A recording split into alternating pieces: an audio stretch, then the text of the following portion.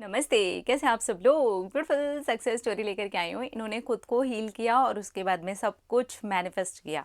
Yes, सब कुछ अपने आप मैनिफेस्ट होने लग गया। Hello Shambhavi ma'am, my name is Sejal. और आप जब सक्सेस स्टोरी शेयर करें तो आप मेरा नाम भी शेयर कर सकते हैं।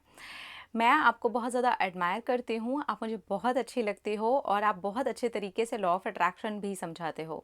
थैंक यू हम सबकी लाइफ में आने के लिए, स्पेशली मेरी लाइफ में आने के लिए तो मैं आपको अलग से थैंक यू बोलूँगी। Thank you so much Sejal, I love you.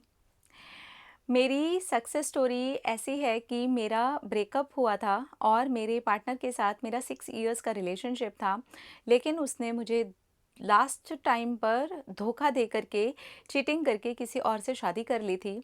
और मुझे बस यही राग सुनाता रहा कि घर वाले नहीं मानेंगे और फैमिली में कास्ट इशू है, मैं नहीं तेरे साथ आगे बढ़ सकता।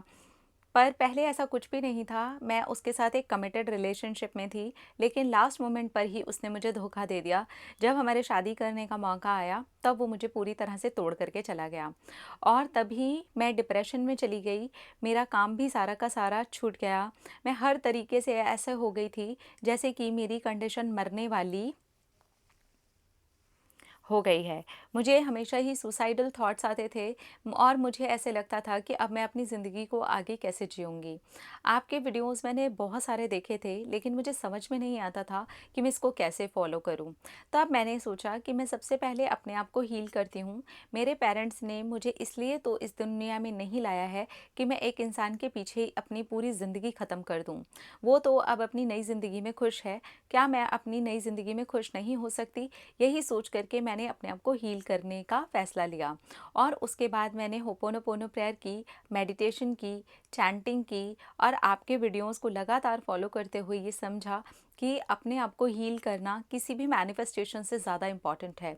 मैंने इस चीज़ को इतना ज़्यादा गहराई में उतारा कि सचमुच में मैं अंदर से जैसे कि हील होती चली गई। मैं अपने आप को पॉजिटिव फ़ील करने लगी। उस लड़के का जो ख़्याल मेरे माइंड में बार-बार आता था और मुझे ट्रिगर होता था, वो भी निकलना शुरू हो गया। अब मैं अपने आप को अच्छा महसूस करती। अब मैंने अपनी जॉब के लिए भी अप्लाई किया। मैंने सोचा कि थोड़ा-सा आगे काम करते हैं। मेरा एक छोटा-सा बिज़नेस भी था, वो भी ये सब डिप्रेशन में बंद हो गया था और सोचा एक बार जॉब लग जाती है, कुछ मंथ जॉब करके मैं फिर से अपने बिज़नेस के ऊपर काम शुरू करूँगी। अभी मेरे बिज़नेस के ऊपर मैंने काम नहीं शुरू किया है लेकिन डेफ़िनेटली मैं उसके ऊपर काम ज़रूर शुरू करूँगी। फिर इसके बाद में वो लड़का वापस आया। उसने मुझे इतने सारे कॉल्स किए, मैसेज किए, मेरे पीछे पड़ गया और मुझे बोला मुझसे बहुत बड़ी गलती हो गई है कि मैंने तुझसे शादी नहीं की और लास्ट मोमेंट पे मैं तुझे ऐसे छोड़ कर के गया जैसे कि कोई कचरा हो जिसे मैं अपनी ज़िंदगी में से निकालना चाहता हूँ। आज मैं जानती हूँ कि उसे बहुत अफ़सोस हो रहा है। लेकिन अब मेरा दिल पूरी तरह से शांत हो चुका है। मैंने उसको बोला तुम अब अपनी शादीशुदा ज़िंदगी में खुश रहो। मुझे चीट किया, कम से कम अब उस लड़की को चीट मत करना जो तुम्हारे भरोसे तुम्हारे घर में आई है। अब तुम अपनी मैरिड लाइफ अच्छे से एंजॉय करो। मैं निकल चुकी हूँ और अब मैं तुम्हारी ज़िंदगी का हिस्सा नहीं हूँ। मेरे मैनिफेस्टेशन में मेरी स्कूटी मेरा मैनिफेस्टेशन है जो कि मेरी हीलिंग के बाद ही हुई थी और उससे अब मुझे ऑफ़िस में जाने में बहुत ज़्यादा आसानी हो जाती है। मेरा लैपटॉप, मेरा फ़ोन, ये 2 चीज़ें भी मैंने रिसेंटली ही मैनिफेस्ट की हैं। अब मैं बहुत अच्छा खाती हूँ, अपनी हेल्थ का बहुत ज़्यादा ख़्याल रखती हूँ, मेडिटेशन करती हूँ, अपने आप को हील करके अपनी ज़िंदगी में आगे निकल रही हूँ। अभी मेरे पास सोलमेट को या अपने किसी स्पेसिफ़िक पर्सन को मैनिफेस्ट करने का बिल्कुल भी दिल नहीं है। लेकिन हाँ, फ्यूचर अब मेरे सामने मेरे पड़ा हुआ है। मैं एक अच्छे इंसान को ज़रूर अपनी ज़िंदगी में मैनिफेस्ट कर लूँगी, ये मुझे पूरा बिलीव है। और आपके वीडियोज़ मेरी उसमें भी मदद कर देंगे, ये भी मुझे पता है। फ़िलहाल मेरा पूरा फ़ोकस अपने करियर पर और लॉ ऑफ़ अट्रैक्शन को अच्छे से जानने पर है। Thank you so much Shambhavi ma'am, आपने सच में काफ़ी हेल्प की है। थैंक यू, भगवान आपका भला करे। Thank you so much, congratulations. मैं दिल से आपके लिए बहुत खुश हूँ कि आपने अपने आप को पिक किया। किसी एक इंसान के साथ अगर ऐसा हो भी गया तो आपने उसको छोड़ करके अपनी नई ज़िंदगी को नए तरीके से बसाने का फ़ैसला किया और अपने आप को आपने हील किया।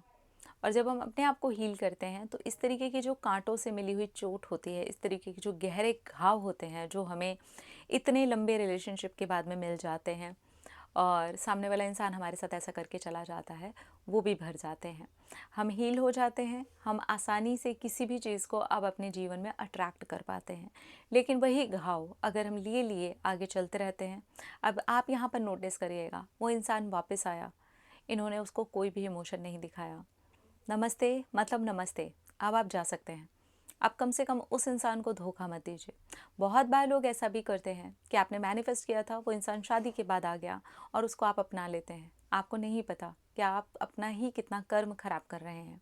वो उस इंसान को भी धोखा देगा जो उसके जीवन में आया है, क्योंकि वो इंसान ना तो वहाँ पर लॉयल था, ना आपके साथ लॉयल था, और आगे आप क्या ही उम्मीद कर सकते हैं। इसलिए अगर आपके साथ भी ऐसा होता है तो मैं कहूँगी, अपने आप को एकदम शांत करें, सेल्फ लव करें, अपनी हीलिंग करें और अपने जीवन में आगे बढ़ें।